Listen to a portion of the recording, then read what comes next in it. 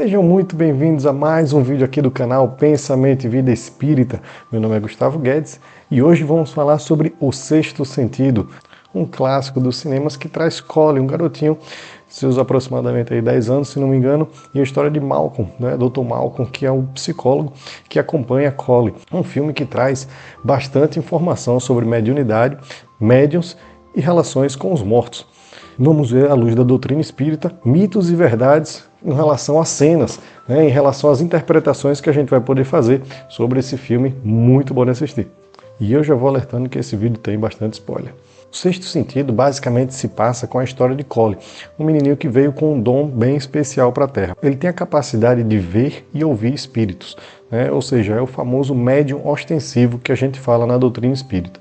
No livro dos médiuns, Allan Kardec, ele descreve muito bem todos os tipos de mediunidades que existem.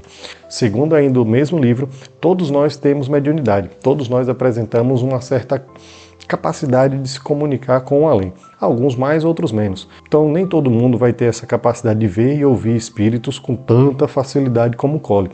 Então eu vou passar algumas cenas aqui, vamos comentar sobre elas e no final do vídeo a gente faz uma conclusão bem interessante sobre mediunidade e essa relação que o médium tem entre os dois mundos. Bom, o filme vai começar basicamente contando a história de Dr. Malcolm, né, que aparentemente é um psicólogo, ele não prescreve, então acredito que ele não seja um psiquiatra.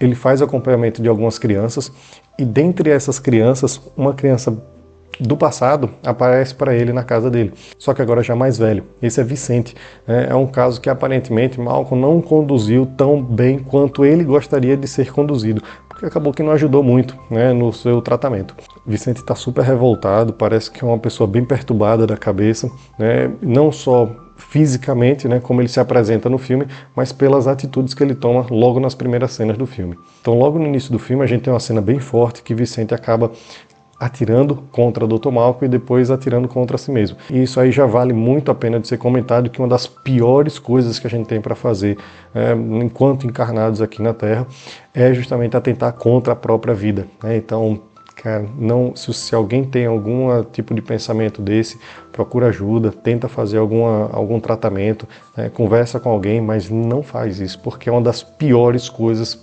frente à doutrina espírita que você pode fazer enquanto encarnado. Não façam isso. Não façam isso. Sério, não façam. Dr. Malcolm fica ali na cama, sangrando, bota a mão na barriga, né? A esposa dele, que eles estavam comemorando ali um prêmio que ele ganha, fica super atordoada, e aí corta a cena e se passa, parece que alguns anos depois. Aparece o Dr. Malcolm folheando aparentemente um prontuário, e ele vê o nome de Vicente, ele vê as características, o que é que Vicente tinha de queixa, né? Ele reclamava sobre ouvir vozes, sobre distúrbios mentais, e aí ele encontra justamente outro garoto com queixas muito parecidas, né? E esse outro garoto é nada mais do que Collie, né? O nosso garotinho, o nosso protagonista praticamente aqui do filme. Collie sofre basicamente as mesmas perturbações que Vicente sofria no passado. Praticamente o Dr. Malcolm pega o mesmo paciente, né, com características extremamente semelhantes, só que com essa diferença de idade entre eles. E aí depois observar um pouquinho, Dr. Malcolm volta lá para casa, conversa um pouco com sua esposa, que está dormindo, aparentemente nem dá bola muito para ele. Olha, assim como Vicente, tem comportamentos estranhos, tem atitudes um pouco estranhas e tem perturbações bastante peculiares. Logo no início do filme, quando a gente começa a ver um pouco da vida de Collie, a gente vê que a vida do menino realmente não é fácil. Logo no início do filme, a gente vê uma cena bem perturbadora, que os armários da cozinha se abrem todos. Em uma fração de segundo. Na verdade, a câmera, inclusive, ela nem corta. Ela vai e volta acompanhando a mãe, e quando a mãe volta na cozinha, tá lá tudo aberto. Essa é uma cena muito típica, vamos dizer assim, de filmes que retratam os espíritos.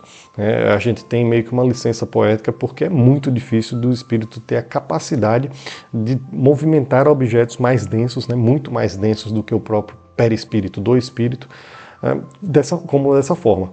Então, assim como foi dito no filme de Ghost, a gente tem um pouco dessa manipulação de matéria, realmente, fato, mas desprende muita energia de provavelmente um médio de efeitos físicos, onde ele libera ectoplasma para o espírito poder movimentar objetos, e aí com o poder do pensamento ele consegue fazer realmente esse tipo de coisa.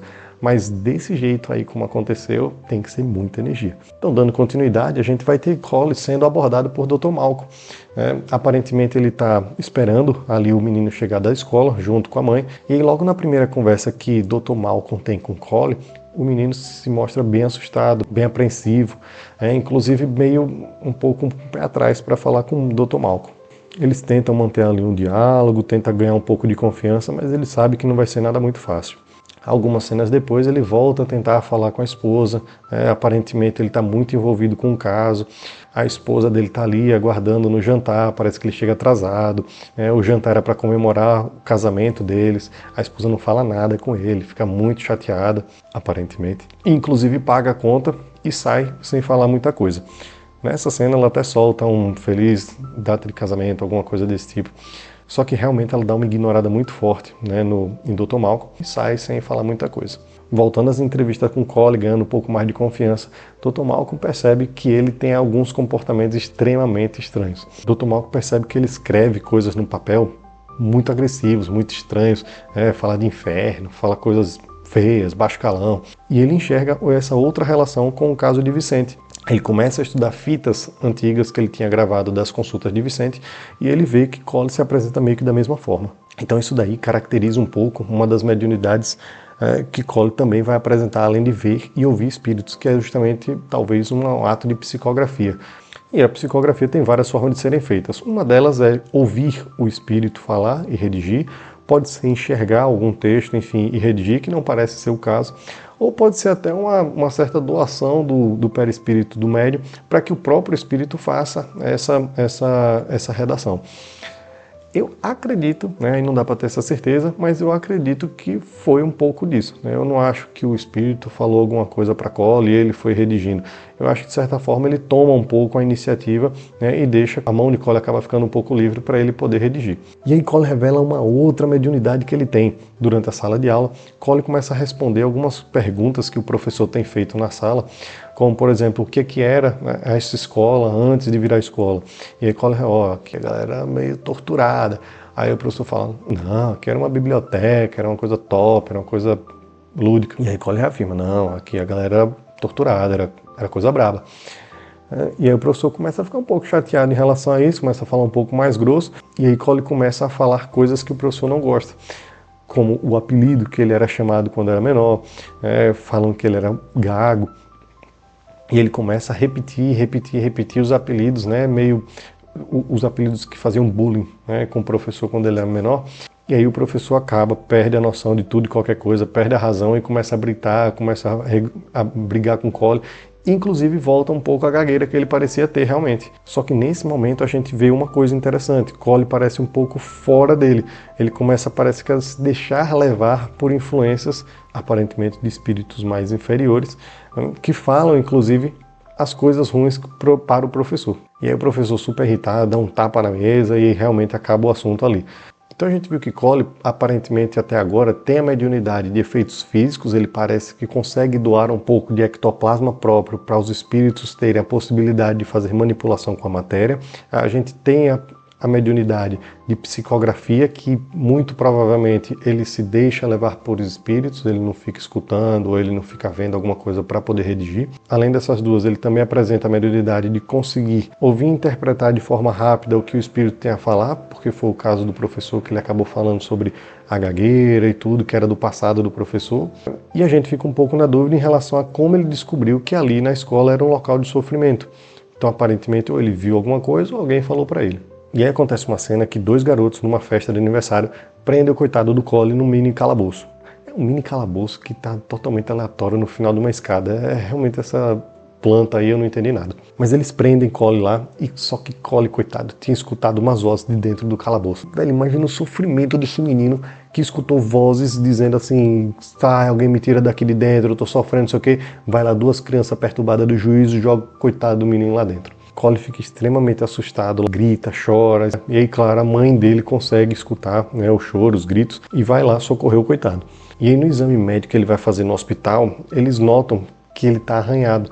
Até suspeitam que a causa dos arranhões, das feridas é da mãe, ela fica um pouco triste ali com a situação. Mas aí a gente tem uma cena muito forte, a gente tem uma cena que fala sobre, aparentemente, ou um espírito causou um mal, literalmente ao corpo de Cole, ou ele mesmo se arranhou, talvez porque foi deixado levar demais por um espírito perturbado. Enfim, essa parte aí realmente eu nunca vi relatos sobre isso, né, de espíritos que conseguem danificar o corpo de um encarnado. A mente eu até entendo, porque a influência, né, pelos pensamentos é uma coisa muito forte, mas de conseguir danificar, talvez só pela automutilação, né, induzida por um outro espírito. Só que essa cena nos leva à cena mais clássica do filme, que é Cole lá no hospital, né, deitadinho lá na sua maca. E aí o Dr. Malcolm vem conversar com ele. E aí ele meio que fala algumas coisas, pega uma confiança muito boa no garoto e ele finalmente decide revelar o seu segredo para Dr. Malcolm. E aí ele fala a cena mais clássica desse filme. Eu vejo gente morta. Nos sonhos? Quando acordado?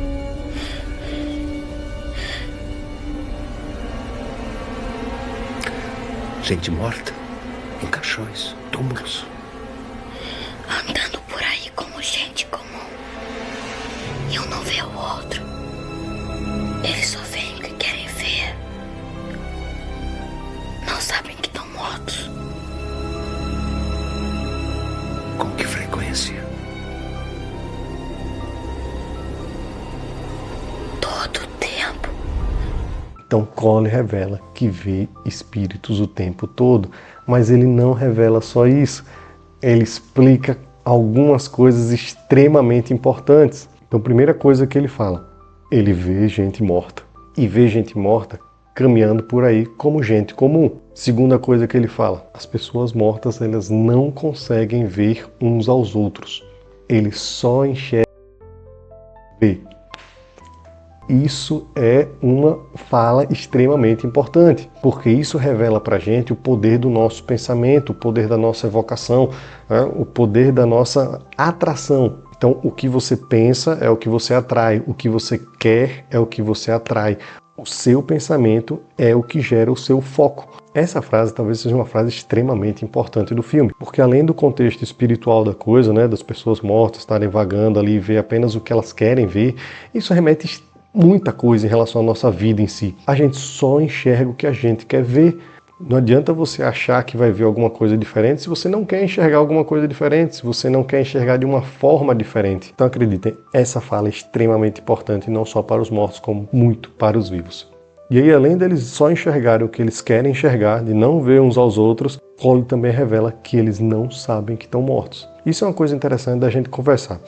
Alguns, muitos, talvez quando realmente chegarem no fim da vida, eles não vão entender que estão mortos. Fora que muitos vão acreditar que vão dormir, fora que muitos vão acreditar que é para ir ou para o céu, ou para o inferno, para o purgatório.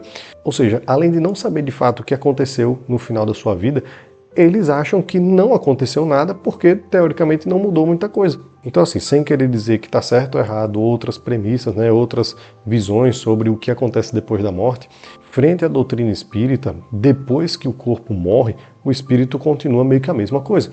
Então, se você era de uma forma, ao morrer você vai continuar da mesma forma.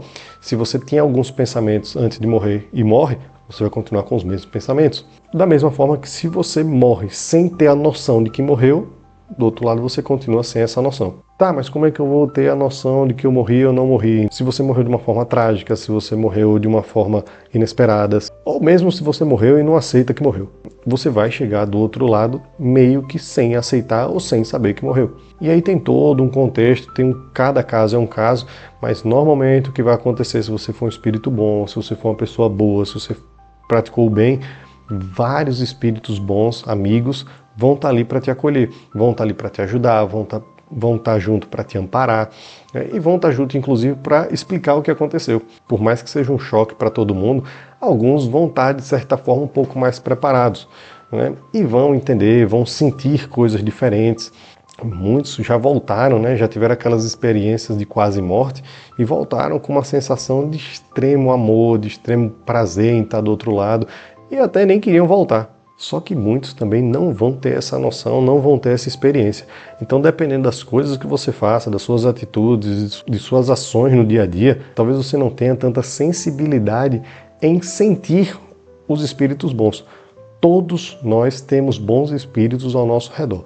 Todos nós temos os nossos anjinhos da guarda, todos nós temos os nossos espíritos benevolentes, benfeitores que estão ali sempre, hoje, amanhã, ontem, e no dia da nossa morte, do nosso lado para poder nos amparar. Todos, até a pior pessoa do mundo, sim, até a pior pessoa do mundo também tem algum espírito bom que está ali com ela para poder ajudar.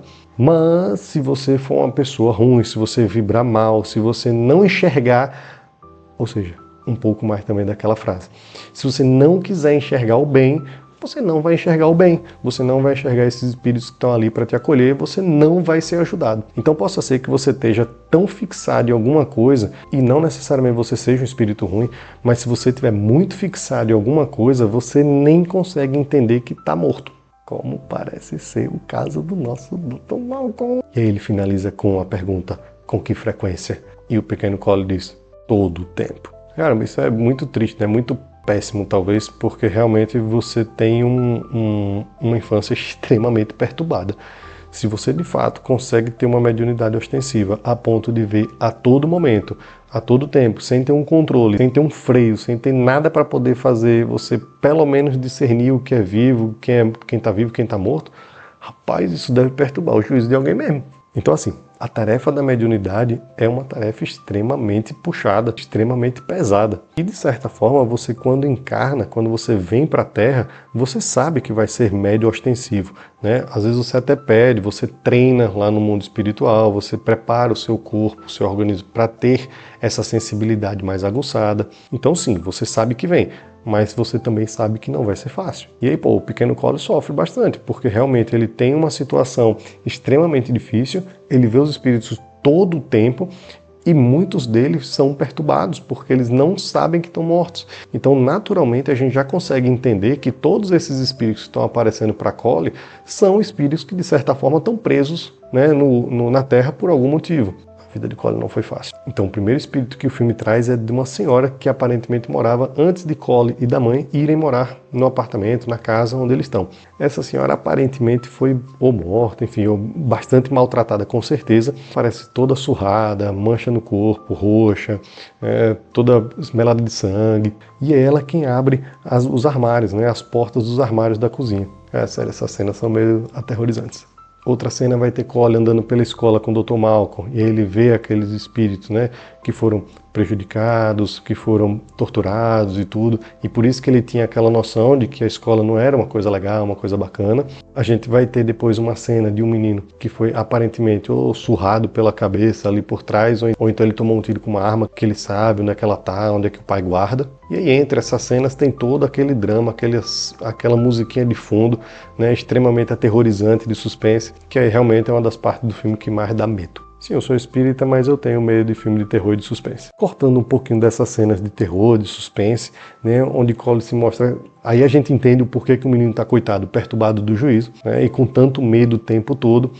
A gente tem uma cena muito clássicazinha que remete ao nosso egoísmo, ao nosso orgulho, à nossa ganância, à nossa vaidade, que é da esposa de Dr. Malcolm vendendo ali uma joia para um casal, né? Aparentemente é um casal apaixonado que está, né, se casando, e aí a mulher dá aquela, né, não, essa daqui é a melhor joia da loja, e a mulher diz, você não vai dar a melhor joia da loja para sua esposa. Não, claro que você merece.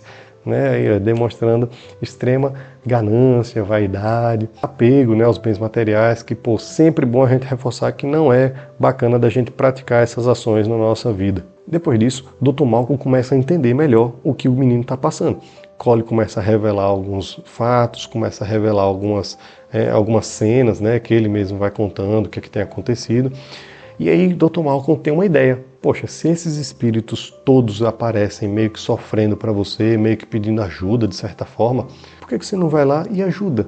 É muito fácil de uma criança de aproximadamente 10 anos que vê um monte de espírito cheio de perturbação, cheio de marcas, cheio de feridas, cheio de cenas horríveis, morto, torturado, sofrido, com um monte de cena de terror passando e dando susto no coitado ao longo da noite. Por que não? Vai lá e ajuda os espíritos. É muito fácil de você resolver sua vida. E aí, com uma licença poética extremamente aguçada no filme, ele tem outra situação extremamente aterrorizante com uma criancinha, uma menina, que invade o único esconderijo que ele cria no próprio quarto, cheio de santinho lá, tudo organizadinho.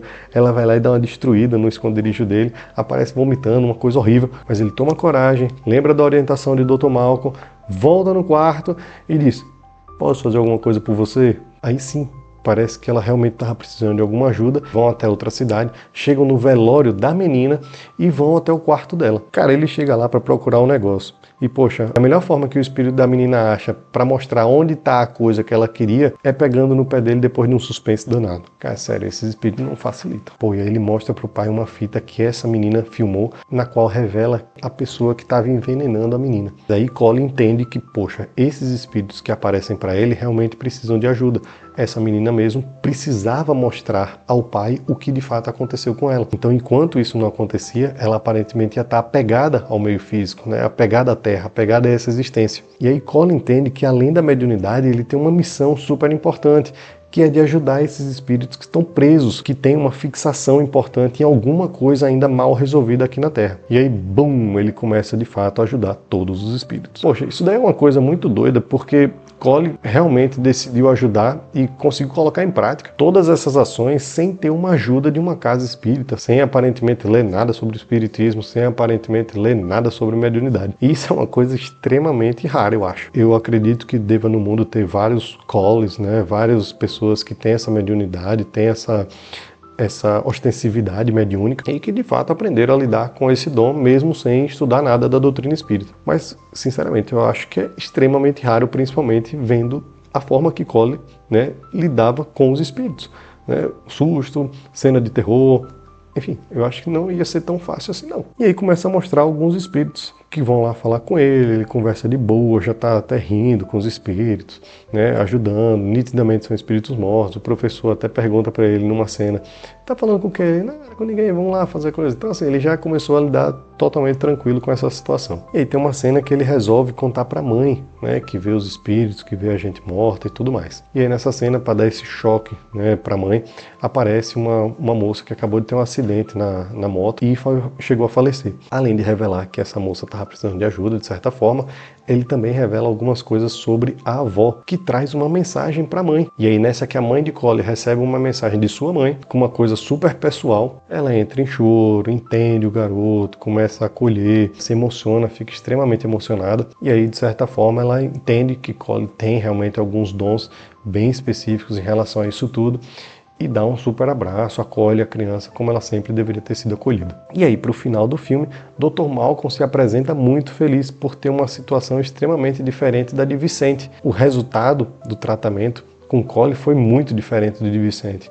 Esse ele conseguiu entender, conseguiu acreditar e conseguiu dar uma boa recomendação de como lidar com toda essa situação. Só que quando ele vai contar para sua esposa o resultado da situação de Cole, ele vê que cai uma aliança da mão da esposa. Então ele vê que em uma mão está a aliança dela, só que na outra mão ela solta a aliança que era dele. E aí junta todas as peças. Ele olha para a mão, não está com a aliança. Ele lembra que Cole disse que os espíritos não sabem que estão mortos. Ele lembra também que Cole disse que eles só veem o que querem ver, e começa a ter uma lembrança de todas as situações com a esposa, com a mãe de Cole, que ele aparentemente tentava falar, tentava se comunicar, mas que não tinha nenhum tipo de resposta. E aí nesse momento o Dr. Malcolm entende finalmente que ele também já havia partido para o outro lado. Mas vejam que história massa! A gente tem um garoto que sofria muito em relação à sua condição mediúnica. A gente tinha vários espíritos que sofriam, que tinham coisas a serem resolvidas e que talvez só Cole pudesse ajudar. E a gente tinha Dr. Malcolm, que de certa forma estava fixado no caso de Vicente, né? Porque tirou a própria vida, tirou a vida dele. Dr. Malcolm era um cara extremamente orgulhoso. No início do filme ele estava ganhando um prêmio de, sei lá, melhor psicólogo do ano, alguma coisa desse tipo. Eles estavam comemorando. E aí isso realmente perturbou o juízo dele, né? Saber que ele teve um caso extremamente difícil, que ele não conseguiu resolver e que levou inclusive a essa situação extremamente ruim, fez com que ele ficasse com essa fixação após a morte. Então essa fixação mental, que a gente chama, fez com que Dr. Malcolm ficasse preso até resolver o caso extremamente parecido com o de Vicente. E que por graça do destino, que enfim, coincidências ou não, o menino também precisava da ajuda de Dr. Malcolm. E mesmo em espírito ele conseguiu ajudar, o que fez toda a diferença na vida de Cole. Então O Sexto Sentido não é um filme só de suspense e de drama. Sob a ótica do espiritismo, a gente entende que a mediunidade, quando bem compreendida e bem orientada, é uma ferramenta poderosíssima para ajudar tanto os encarnados quanto quem já desencarnou. O filme também reforça um pensamento essencial do espiritismo, que a vida não cessa depois da morte. Somos espíritos imortais que estamos em constante aprendizado e evolução. Inclusive, a jornada de Dr. Malcolm ao longo do filme nos mostra que servir ao próximo com amor e empatia, além de aceitar a nossa própria realidade, é o que nos leva a ter paz e harmonia no espírito. Já a história de Colin nos traz que aprender com as nossas dores, com os nossos sofrimentos, talvez seja uma das formas mais eficazes da gente evoluir como espírito, de forma que a gente pegue todas as nossas dificuldades, as nossas angústias e transforme-as em oportunidade de crescimento. Por fim, o filme em geral nos traz a ideia de empatia e caridade, que são extremamente importantes tanto para os espíritos encarnados e para os espíritos que já desencarnaram. Todo mundo busca um pouco de acolhimento e de ajuda. E se dá para deixar uma mensagem super importante aqui, é que o Espiritismo traz justamente isso. Amar e servir é sempre o melhor caminho para a nossa evolução. E assim como o Colin, que a gente consiga enxergar além das aparências, às vezes com bastante indulgência, e consiga aplicar no nosso dia a dia a benevolência de ajudar ao próximo com suas necessidades. Se você chegou até aqui e não tinha interpretado o filme Sexto Sentido nesse contexto espírita, deixa uma curtida, comenta no vídeo, encaminha o vídeo para algum amigo e se inscreva no canal. Eu espero que vocês tenham gostado das conclusões e espero vocês no próximo vídeo do canal Pensamento e Vida Espírita. Valeu!